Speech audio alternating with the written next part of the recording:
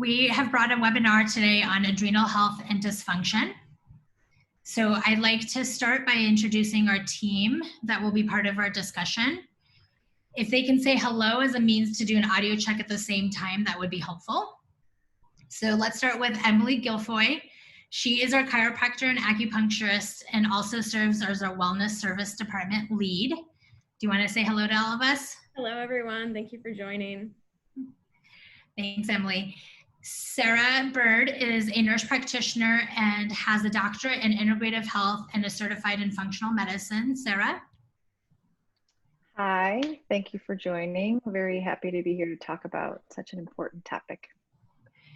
And then we also have Scott Jamieson, who is board certified in internal medicine and is also one of our functional medicine specialists. Good afternoon and welcome. Great. So I'm Sita Kadia. My background is in pediatrics, neurology, and headache medicine, and we are all so excited to have you here to discuss adrenal health and dysfunction. So our topic is really timely as we move into the fourth month of the COVID pandemic. Every person has made changes in their life, some large, some small. During this moment of uncertainty and change and global crisis, we certainly have undergone stress in our own lives as well as society as a whole.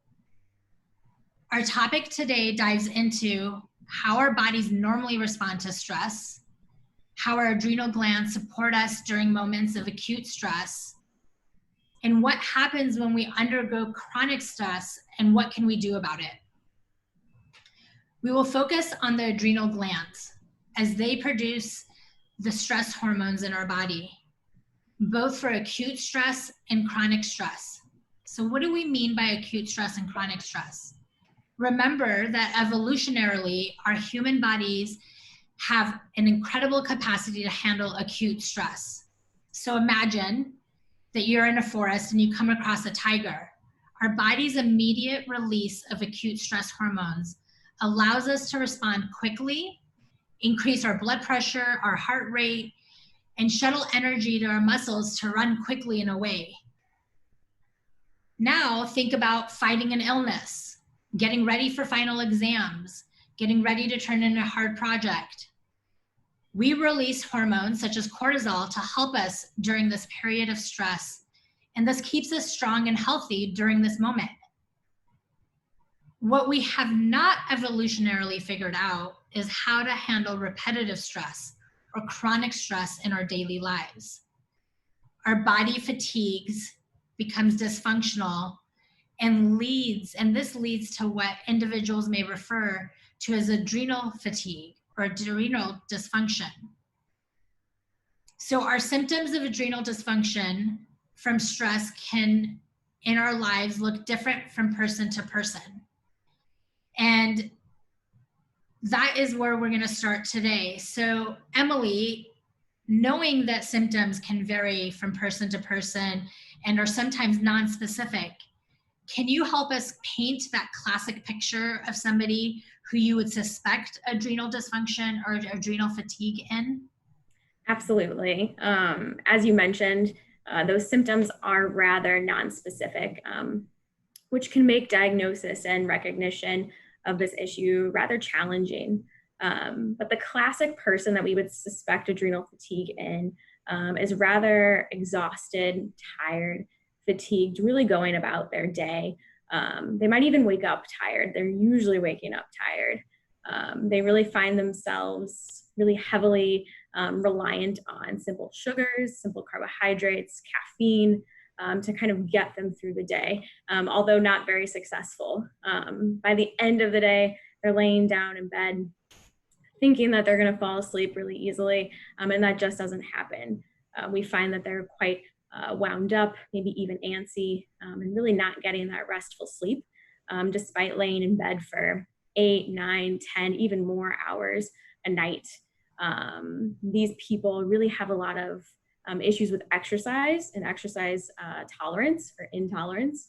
They might go about their normal exercise routine and find themselves requiring an extra day, 2, 3 days to really recover from that exercise. that classic person kind of emotionally might look incredibly anxious at certain moments, what we think of as kind of classically stressed. But then at other times we might find them more in a depressed state, maybe even apathetic. So it somewhat varies. We have different kind of mood swings that might happen in this person. Most recently, we've had someone in clinic who was a small business owner, a mother of 2 school-age children, and already is dealing with kind of a more stressful daily life. And then, of course, COVID-19 showed up on our doorstep, and it really changed a lot of things for her in her life, and really tipped the scales for her in terms of stress. So she really began to worry about the success of her business from a day-to-day perspective, and also had to start becoming a educator and teacher for distance learning for her kiddos, and all of that, just trying to manage a household and keep things kind of running efficiently in her home, which really, again, just like tipped the scales in terms of her stress level. So then when she really started to experience a lot of that anxious kind of tendency, maybe even some of that depression, and having a lot of issues with her sleep and feeling rather wound up, trying to go to bed at night, feeling exhausted throughout the day. So that's really kind of our classic person, or what we typically suspect someone we might suspect would have adrenal fatigue. That's really helpful. Thank you so much, Emily. And I think that one of the things that individuals hear the word fatigue and they immediately think of just tiredness. And this is really something more above and beyond just tiredness. And so, Sarah, I was hoping you could kind of clinically, when you see patients in the clinic and you're really trying to distinguish what is really tiredness versus what is adrenal fatigue or adrenal dysfunction, and thinking about this pattern, what are you looking for? Sure, that's a really good question. And a lot of patients struggle with knowing the difference. What we're really looking for is a certain constellation of symptoms in the context of their history.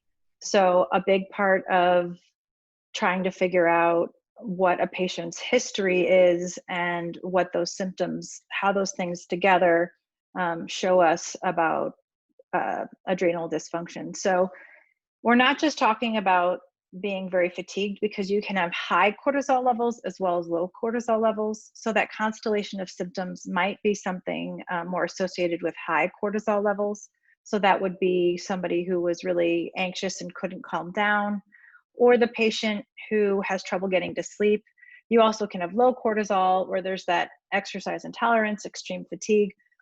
But it's the pattern of a certain number of symptoms, maybe postpartum depression, premenstrual syndrome is really common. All of these things that we put together with the story of chronic stress, and maybe stress that even started, in childhood. And from a patient perspective, I often hear them saying, I've just really lost the ability to recover.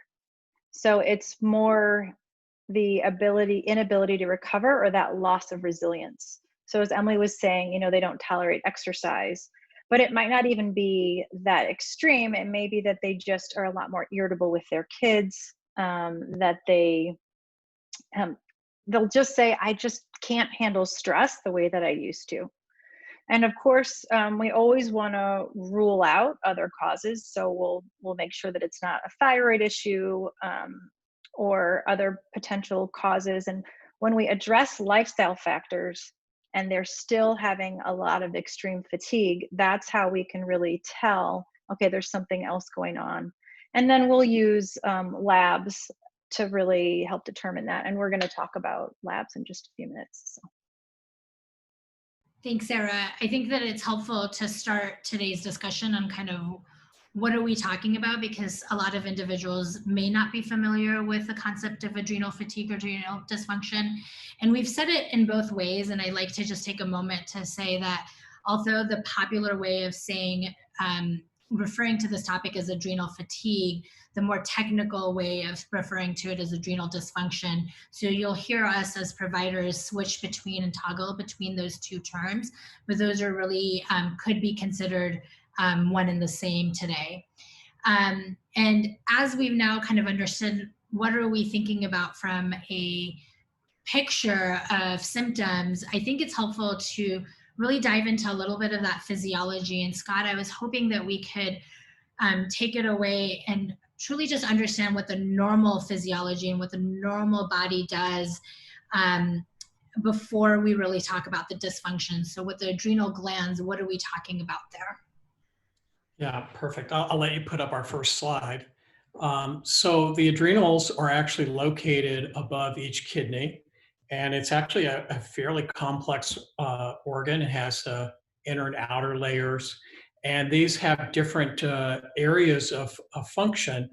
And you can see on this slide, we're talking about the medullary part, which is the inner part, and then the cortical, and then there's some breakdown in between there. But this gives us an idea of just how absolutely complex the physiology of this organ is, in that as you walk through these normal physiologic interactions that are based on adrenal function, you can see that it affects everything from blood pressure to the cortisol, which is part of our big discussion today. But yet we have the catecholamines, which are more the acute stress that we'll go into. But then it directly affects the sex hormones, estrogen, testosterone. It can affect other peptides that influence a variety of things, from chronic pain syndrome to satiety. And you can see there on the diagram that kind of anatomically they're at the top of the kidney. The interrelationship of the adrenal glands, both chronic and acutely with stress, is very dependent on the brain, ties into the hypothalamus, which is a master control part of the brain that then goes into the pituitary. You can see that there's a stimulus there, and the actual names are not important, but the hypothalamic signals drive to the pituitary, and then that signal, the ACTH, goes to the adrenal gland and stimulates the reaction, in this case, to cortisol. I think one of the important things to realize is that you have to have this acute reaction. Without it, and there are conditions that something that we'll talk about later, Addison's, that without it, you're very sick and actually undiagnosed may die from it. So this acute ability to manage or maintain and have an acute reaction to stress is profoundly critical. Where we get into trouble is as this feedback loop becomes chronic, and there are these chronic changes that occur. See, I'll let you go to the next slide. And so again, just going back into the complexity, because I think it's so important to understand this broader range of physiologic impacts as we start talking about dysfunction. If you kind of dive through this slide, you can see we're often talking about inflammation, immune regulation. You can see that's a central feature, but it also affects everything from our glucose metabolism. How do we detoxify things such as hormones, toxins, heavy metals? Our brain, how does our brain work? Many people, as we'll discuss later, with chronic adrenal dysfunction, do have issues with attention and memory, learning, on top of their sleep and mood disorders. There's an intricate relationship between the adrenal and endocrine function, particularly the thyroid and insulin levels. So that will become very critical as we're diving deeper into understanding fatigue in these patients, and we'll see that in a minute. Metabolism, one of the things that we talk about with chronic adrenal dysfunction is that people may even lose weight in other parts of their body, but they tend to get a change in their weight distribution. So there tends to be more visceral and adiposity through the mid-abdomen.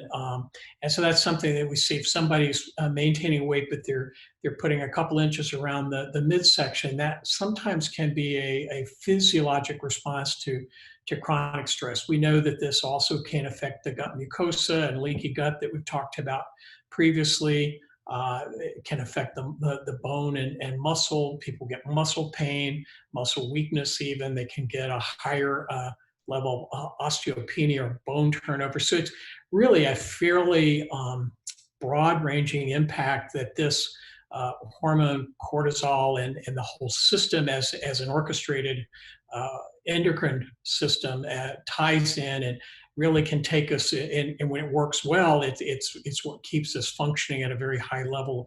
But when we get into dysfunction, you can see that there's this big range of possibilities that can occur. And I'll let you go to the next slide. And so this one we were talking about, and I think this is particularly worth pointing out of that spectrum is the impact of stress and the adrenal axis, and then again the hypothalamic pituitary axis and the thyroid.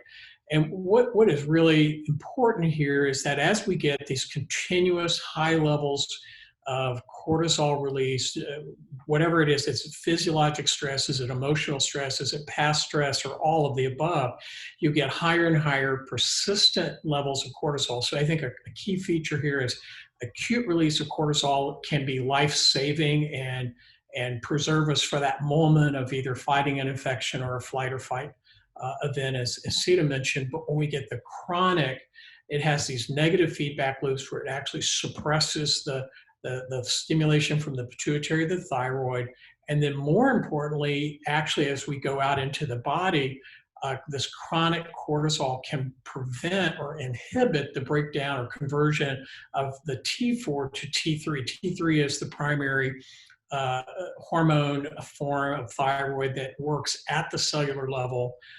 We also know that chronic cortisol can affect even how T3 interacts with its receptors in the tissue.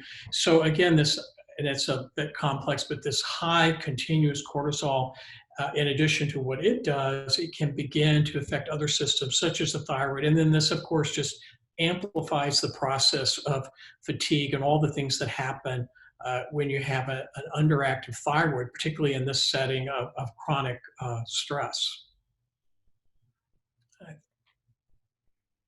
Thank you, Scott. That was really helpful. And I think that what I am always amazed by is how such a small gland that sits right on top of your kidneys has such an impact on our entire body and all these different systems, and how just kind of how we've talked about the different systems of the immune system, the inflammatory, the leaky gut, detoxification, how these same systems that we've talked about in previous webinars are still prevalent and important in this concept as well. So thank you for that kind of broad overview. What I'd like to then now have you explain is, now that we have a little bit of a better foundation of understanding what the adrenal hormones and cortisol is doing day to day to help us, what happens when there's a dysfunction? What are we talking about? What does that look like? Yeah, and I think if you'll put up the next slide, we've got that ready to go. Yeah, so again, I think the critical thing is, as we've discussed, you have to have a stress hormone reaction. Without it, we're in trouble. And so that first phase of adaptation to stress, again, very, very important. And this happens often daily, maybe multiple times a day, in various ways that we generally have no awareness of. But you get that release of catecholamines. So that's that fight or flight thing where heart rate speeds up, your adrenaline kicks in, the cortisol's revving up to help prepare for that acute stress. And again, without that, we're in trouble and risk of dying without that in a complete absence. So that's an everyday thing that's important.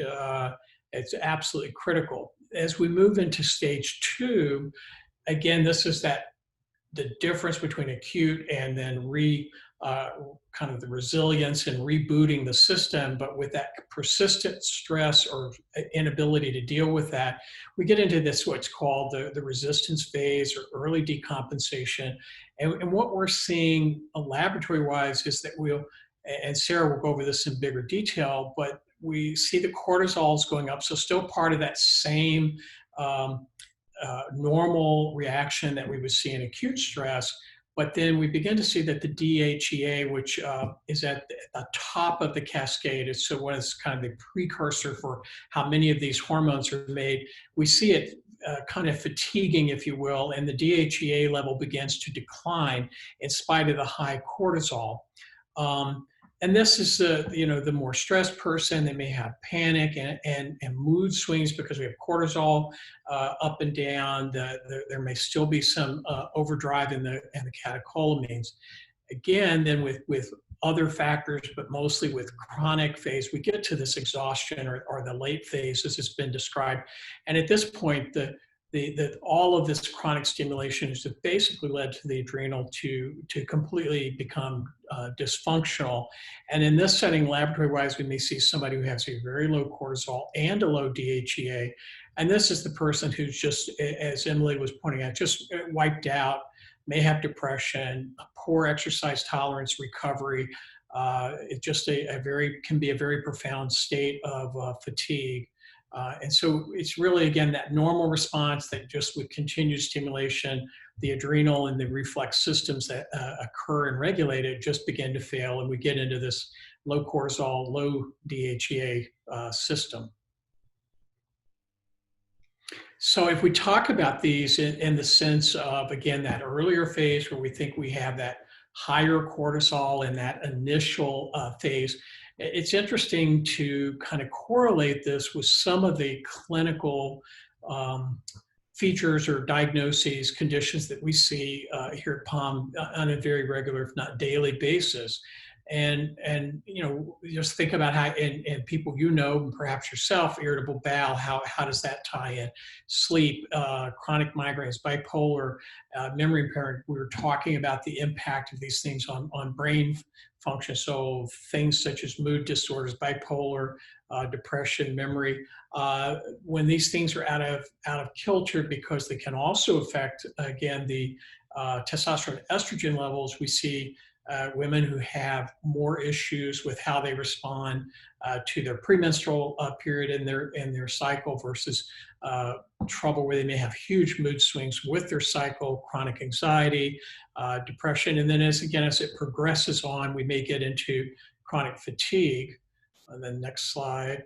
And so again, as we're moving down, if you remember the other slide, as we move from the high cortisol to then where we're actually getting into dysfunction, or further insufficiency, we see this lack of resilience, lack of adaptability, and we see people get very atypical depression, and that may be someone who's become refractory to their antidepressant therapy, doesn't respond well to that type of therapy. Seasonal affective disorder may even fall into this. Again, postpartum depression fits in.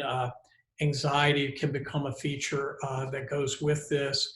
Again, more of the bipolar, again, more of the chronic fatigue. So these, if we look at these two slides in total, these are really a broad spectrum of clinical conditions that we see at POM on a pretty regular basis. So for us, sort of like our webinar on the leaky gut, this adrenal role in health and dysfunction become pretty central to how we evaluate many of our patients. Thanks, Scott. And what I think is interesting to see is that there's almost kind of two extremes. There's the, what do they look like? What does it seem like when they have the high cortisol? And the dysfunction can also cause low cortisol. And that's, you know, two stages as you progress through more and more insufficiency. What's also interesting is, although there are some differences in what diseases or symptoms may present in those different states, there are some similarity as well. So I can imagine diagnostically, that's where it can be helpful to really dive into really understanding, are we dealing with somebody with high cortisol or low cortisol? So I was hoping, Sarah, that you could kind of start to tell us, how do we diagnostically approach an individual where we're thinking that there is adrenal dysfunction, but we're not really sure, are they really truly in that high cortisol state? Have they shifted into that lower cortisol or chronically insufficient state? Yeah, so we are definitely trying to figure out what's going on. And it's really nice because we know that with cortisol, there's a diurnal rhythm in the same way that we have circadian rhythms, there's a diurnal rhythm of cortisol. So if we were to take somebody's cortisol for 24 hours constantly, that curve of cortisol levels would look like this, where you have the peak of cortisol, this is a normal cortisol curve, right? So the peak of cortisol should be within 30 to 45 minutes of waking, and then gradually go down during the day, and then be at its lowest between 12 midnight and 3 a.m., and then peak back up again within 30 to 45 minutes of waking. So what we can do is we can actually look at an individual patient's cortisol throughout the day by using saliva testing at 4 different time points. So we'll have patients give us saliva samples at 4 different time points, and a normal or healthy functioning adrenal function lab would look like this, where you have that peak in the morning and then it gradually declines through the day to be lowest at midnight. So if you go to the next slide, this is an example of somebody with a dysfunction where they have a high PM cortisol. So their adrenal function has gotten out of balance and they are having really high levels like at midnight. So instead of being able to go to sleep, they have trouble falling asleep, have trouble maintaining sleep. And then they also probably have a lot of trouble waking up in the morning, especially because they're not getting that normal spike when they should. So this person has a lot of trouble waking up, and also because they're not getting good sleep. The next slide is an example of somebody with an elevated midday cortisol. So this could be somebody entering sort of that stage 2, because if you look at all the time points, they're all elevated. So they've probably come from a hypercortisol state, but they're starting to lose the ability to make that high level of cortisol, and they're peaking in the afternoon. So this might be the person that has a pretty high stress job. You're going to want to ask, okay, what's going on in the middle of the day? Maybe this is the person with a high stress job who's really culminating in the afternoon, and then decreases at night, but still likely because of the overall high cortisol levels will have difficulty sleeping. This is a high AM cortisol. So this patient probably, with such a high level right upon waking, they probably are peaking at 3 or 4 a.m. And these patients often will wake up. You know, you've heard a lot of patients say, oh, I wake up at 3 or 4 and I can't go back to sleep. That's this patient. And then they're very tired because they haven't gotten a lot of restful sleep. This next one is, this looks most frequently like an early stage hypercortisol, where you're just very, very elevated. This is the person who definitely would have trouble sleeping, a person who just can't calm down. But I will say sometimes we see this with patients who are not perceiving their stress as a problem. So I've had patients who say, you know, they report a lot of different symptoms to me and I'm suspecting adrenal fatigue or adrenal dysfunction. And they say, well, no, my stress is like, I do well on stress. I thrive on stress. It's just what or that's just my life. It's just what I'm used to. And then we'll get their labs and I point out, okay, these are really high cortisol levels. And I know that you don't see stress as a problem for you, but if you continue this way, you're going to eventually burn out. This is that cortisol flattening, where we really see the adrenals have lost the ability to produce enough cortisol to have healthy levels. And you can have different times of peak, but these patients are going to start to be really tired, start to have some of those depression and anxiety symptoms. And then if you move on to that last slide, this is where the curve is totally flat, very, very little cortisol. And as Scott was saying, in this case, we really have to rule out other causes of maybe physiological causes such as Addison's. So Addison's disease is often an autoimmune disease where you actually have damage to the adrenals. And so we have to make sure that that's not happening. Pituitary dysfunction, thyroid dysfunction. So if we rule all those other things out, then we know, okay, this is truly, this patient's just truly sort of tapped out all of their adrenal reserves. And then we use all of these different labs and these different stages to help us decide how we're going to treat the patient, because you can imagine if somebody has very high cortisol levels, we're going to treat that differently than if they have sort of that flat line, very low cortisol. I'm sure that all of us are thinking about where are our salivary cortisol levels and what do they look like. I'm sure I can give a guess at what mine are. And I think that this brings us to the question of, Scott, like when you're starting to see somebody with either really high levels or really low levels of salivary hormones, and we're thinking about adrenal dysfunction, what's your general approach when you're starting to give individuals recommendations on helping them, because you can usually not get rid of people's stress? Right, right. So we start, I mean, really it's a matter of understanding where the patient is, how they got to this place, and what are the stressors, even if they can't be changed. And we have a spectrum of lifestyle approaches that we bring to that in terms of really how can we, if we can change stress, that's great, but for so many people, that's not an option. So really looking at exercise, and I think it's important there to recognize where somebody is in the spectrum.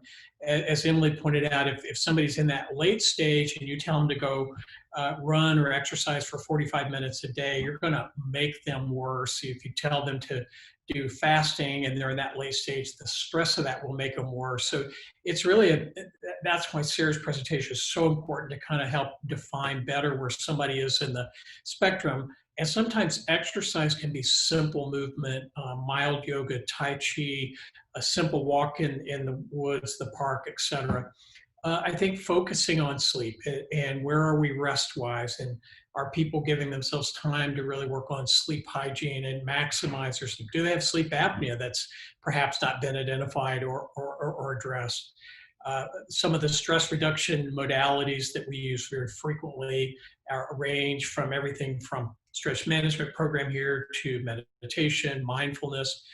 We have something called cardiac coherence, which is based on heart rate variability, which you can learn through breathing exercises to basically lower the sympathetic tone, increase the parasympathetic tone, and really back off some of the adrenaline reaction. More severe or prominent cases of maybe some psychic trauma or old trauma, then even childhood trauma, neurofeedback, EMDR.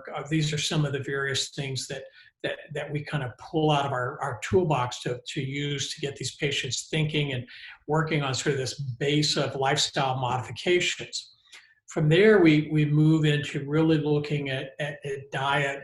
And again, unfortunately, with the common, more standard American diet, sugar becomes an important part. Chemicals and supplements or additives become a problem. And many of these are very toxic to the adrenal, to the adipocytes. So we want to work to get a really very wholesome diet. We certainly push a more plant-based diet, organic whenever possible, really looking at your plate and seeing a rainbow of color is a quick and easy self-check to make sure you're getting really what we would consider to be this wholesome food support. But fermented foods are important: sauerkraut, kimchi, kombucha perhaps, again, nuts, seeds. And we do have some dietary plans that we'll occasionally bring out if there's a specific pattern that somebody is becoming diabetic or something. But I think really to go into that basic good plant-based diet and getting rid of sugar is critical. I'm sorry, go to the next slide. And then beyond that, and obviously it depends on how people are responding. Some people respond very quickly to these broader changes. But then beyond that, again, based on where they are in the spectrum, we may pull out supplements, we may pull out nutraceuticals, which can include certain herbs and botanicals, adaptogens. Some people are in such dire straits, as Sarah showed in that last slide, where the adrenal is just completely wiped out, and we've ruled out other more significant pathologies. We may boost them with some supplemental hormone, whether that's an adrenal extract or a low-dose hydrocortisone, to get them back up as we begin to break this cycle of dysfunction. I think it's interesting that we start with the lifestyle component, and what we're seeing a lot of recently is that sleep being so disrupted just in general right now. And so I really wanted to take a moment to speak about sleep and pick that apart from everything that Scott laid out, which is a great foundation of all the lifestyle, and other things that we do to support individuals with adrenal dysfunction. But Emily, as being our wellness lead expert, I would love for you to really describe what should we be doing for our sleep. Definitely. We can all benefit from a good sleep hygiene kind of discussion, whether we suspect adrenal fatigue or not. Kind of at the basic level, we really want to talk about the environment in which we are sleeping. We want an environment that's not too hot, not too cold. We want an environment that has eliminated some noise pollution, as well as light pollution from any of our windows, doors, access points like that. When we talk about light, it's really important to talk about light from our different electronic devices that we have in our households, that being TV screens, computer screens, cell phones, tablets, anything like that. We really want to minimize that use an hour or two before bedtime. This light actually impacts our body's ability to produce melatonin, which is that sleep hormone for us. It actually disrupts that production so that we don't get quite as restful as we could when we go to bed at night. So it's really important to minimize that screen time for that natural production of melatonin. It's also nice to remove those devices so that we're not being inundated with some negative news articles and things on our screen right before bedtime, so that we really have a good restful night of sleep. Another great thing is really to start to implement a sleep routine. And for everyone, that's going to look different, and that is quite all right. But it's just really important to start implementing some type of routine, usually in that 9 to 10 o'clock time frame at night, doing something that really encourages your body to wind down. For some people, that can be an Epsom bath. For others, it's herbal tea. Might be finding a quiet spot in the house to, read a book for 20 or 30 minutes, whatever that is. Keep doing it every day at the same time to really encourage, and really the goal is to cue your body to expect sleep, to expect that restful time for you. Another great thing to really promote restful sleep is exercise, but obviously during daytime hours. Exercising too close to bedtime can be quite energizing, as you can imagine. So really doing that during those daytime hours. Kind of minimizing any rich, heavy, fatty foods right before bedtime as well. Those can be disruptful, as well as alcohol. Alcohol really encourages drowsiness in that early stage of sleep, but actually in the later stages, it can really cause kind of an alertness or an arousal, which just encourages our bodies to wake up at that 3-4 o'clock time frame in the morning and just be wide awake and have no reason why. Overall, I really encourage patients to start their sleep routine, like I said, in that 9 to 10 o'clock time frame, being in bed by 10:30 and fully asleep by 11 p.m. This is really important energetically when we speak about meridian cycles and adrenal health. Some additional things that can be helpful for sleep, if all of these other things are not quite making the biggest impact, we can start using things like the PEMF or the pulse electromagnetic frequency mat, as well as things like biofeedback rebalance or even acupuncture. Thanks, Emily. And I'm really thankful that you mentioned the kind of energy meridians and how do we look at the different cycles in our own body from an energetic standpoint, and why acupuncture can be really helpful, not only for sleep and helping to regulate our cycles there, but to also help balance the adrenal gland. So can we talk a little bit more about that today? Definitely.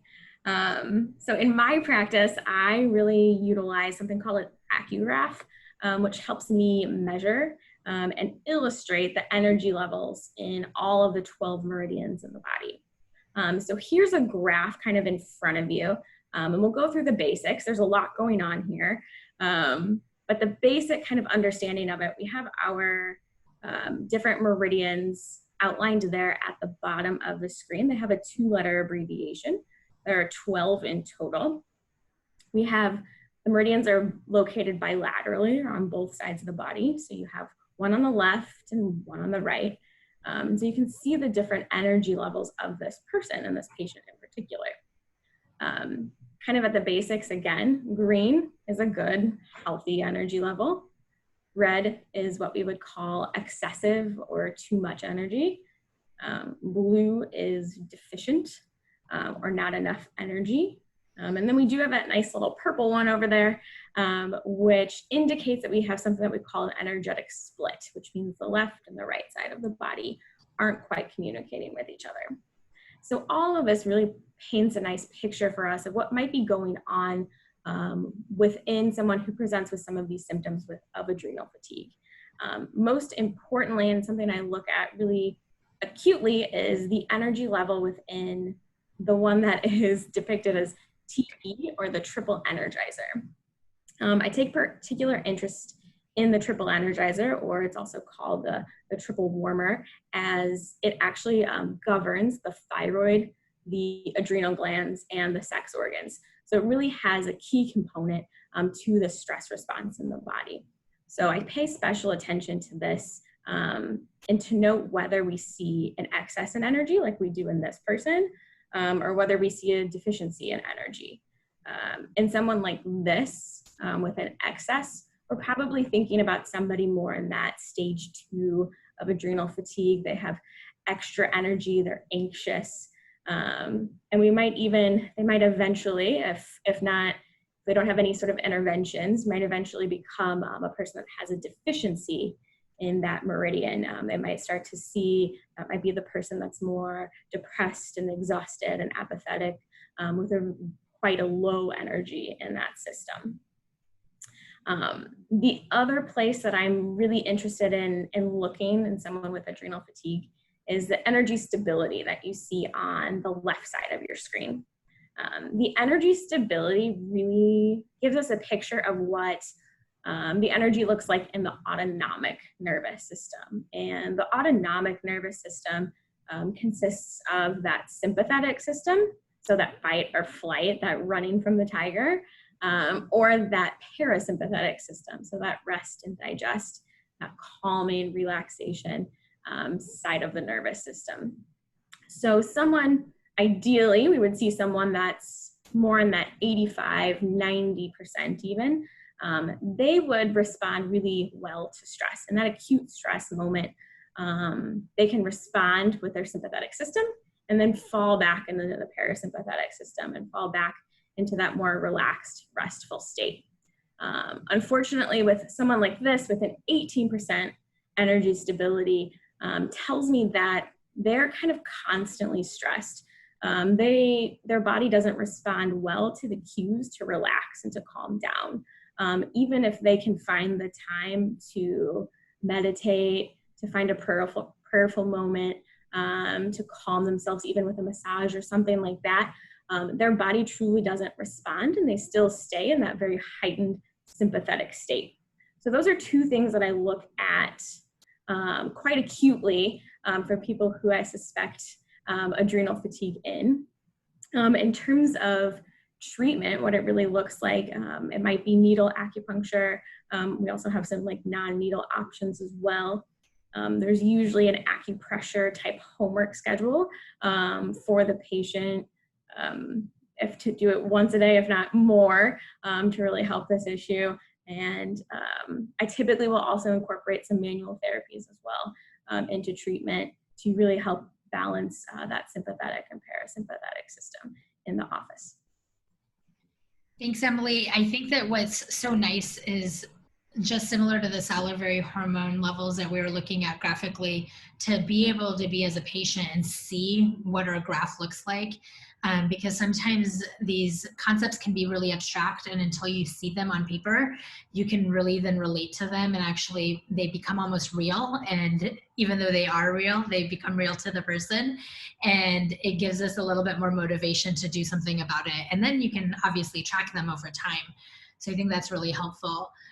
So thank you very much for that summary. Scott, I was hoping that you had also previously spoken just recently about that we can use some supplements. And I think that's a really common question that we have from clients is, what can we be doing from a supplement standpoint that we may not necessarily be being able to do with just nutrition alone, or because we have so much dysfunction, what can we be doing to help support our systems with some extra supplementation?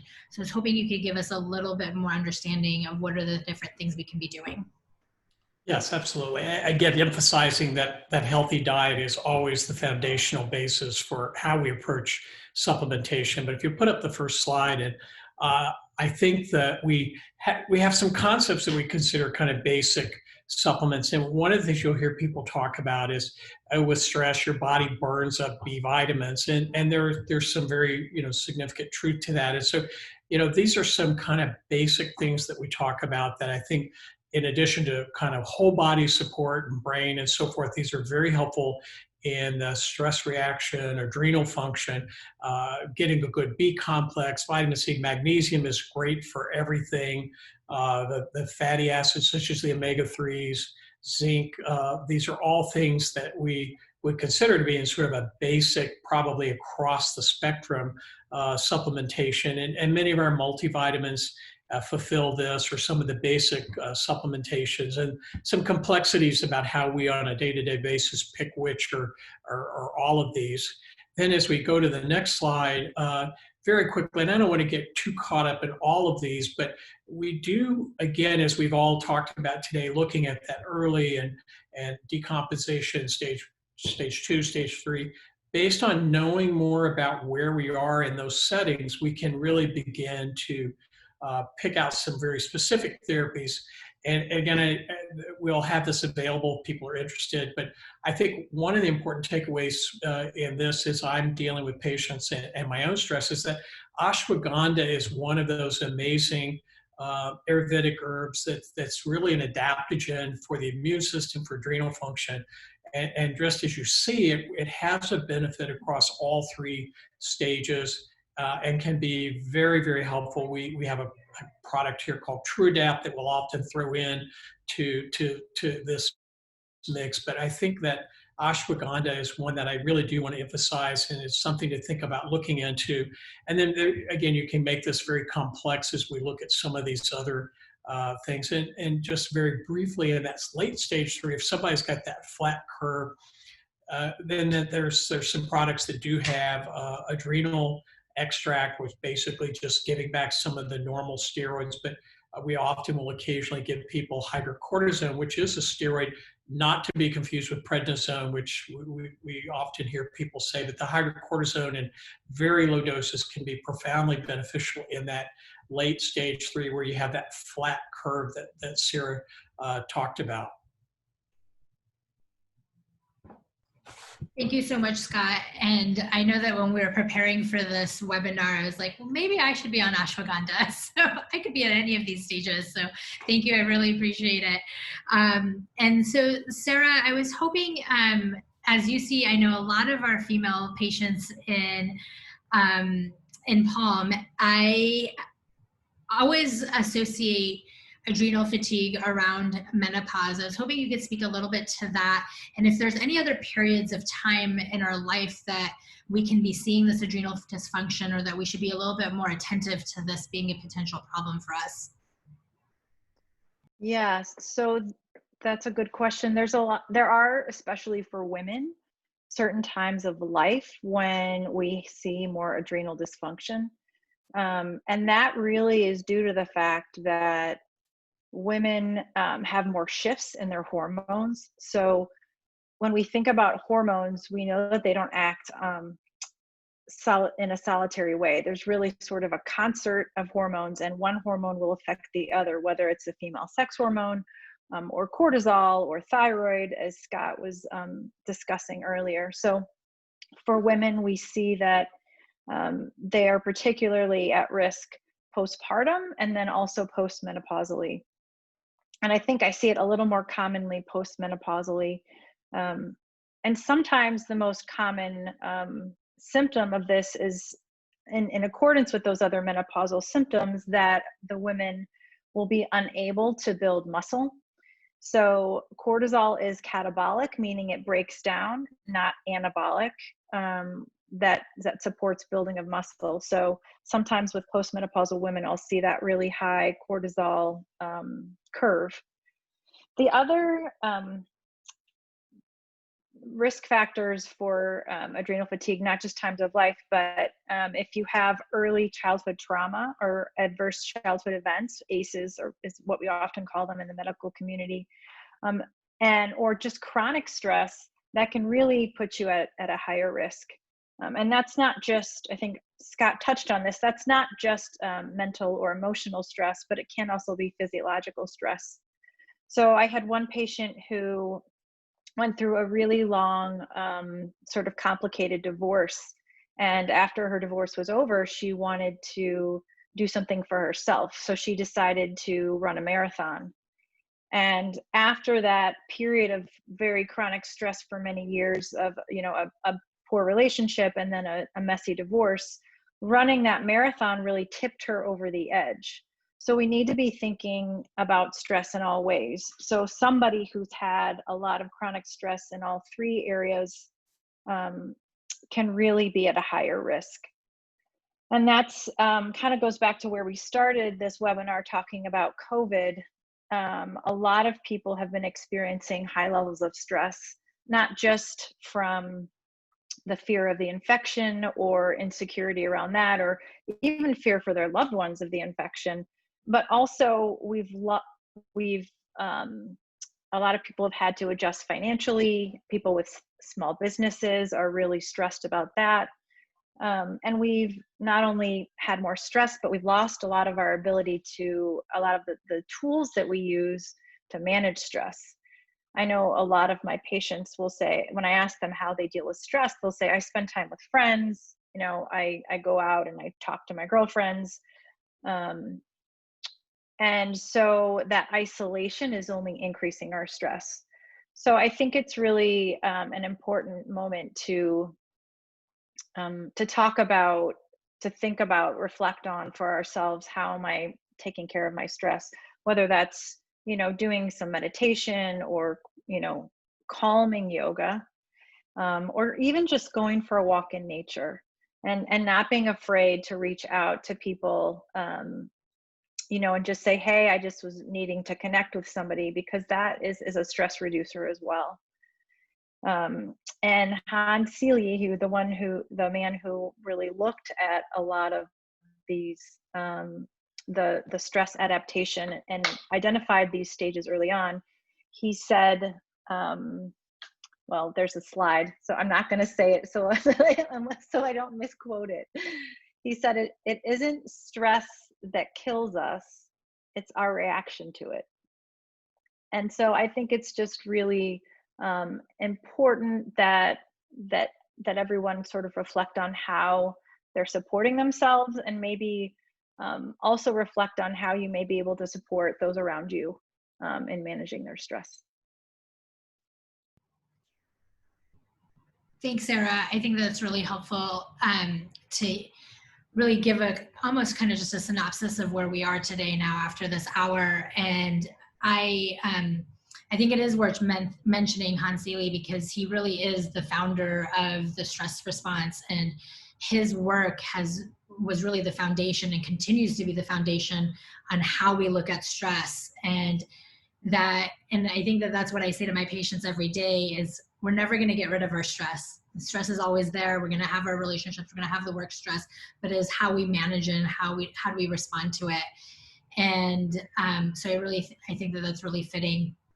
I was hoping that since we just have a few seconds before we have to get off, if there's anything that Emily, Scott, or Sarah want to say as their kind of favorite thing to do to deeply rest or to de-stress. What's your personal favorite, Sarah? Well, I'm a runner, but that isn't always good for stress. So I like to go hiking, being out in nature, or even if I don't have time to go out and go hiking, I'll just sit in my backyard and watch the birds. That's great. I love it. Emily? My favorite things to do to de-stress, number one, just read a good book. Take that quiet time to read for a half an hour or so. But I also really love baking and getting creative in the kitchen. So that's a really great way to just use my hands and kind of de-stress in that way. Great. And Scott? Oh, we have to get you on. So for me, it's biking, and I have a very expensive bird habit. I spend more on bird food some weeks than myself. So, but it's really wonderful. Awesome. Well, my biggest thing is that you guys might not know of is sometimes I close my door to my office and I lay down on the ground for about 5 minutes. And I learned this really early on, is that 5 minutes of grounding yourself on the floor and just taking a moment, whether you're doing breathing or not, can actually decrease your cortisol levels for 6 hours. So that is my favorite recommendation to make. And it's the thing that I love doing. And if it's at the end of a long day, just getting down on the floor, not on a bed, not anywhere else. So that's my favorite. And I hope that you all have enjoyed our webinar. And I think this is such a fitting time for us to be talking about stress and taking a moment to reflect on what is going on in your life and what can you be doing about it. And so I hope that you'll tune in in about 3 or 4 weeks. We think that it's also a good time for us to do an update on COVID. And we had done 1 or 2 webinars right at the very beginning of the COVID pandemic about what was happening with COVID and some frequently asked questions. And we think that it's time to revisit some of those questions and say, where are we now today? So I hope to see you guys in about 3 to 4 weeks. Thank you so much.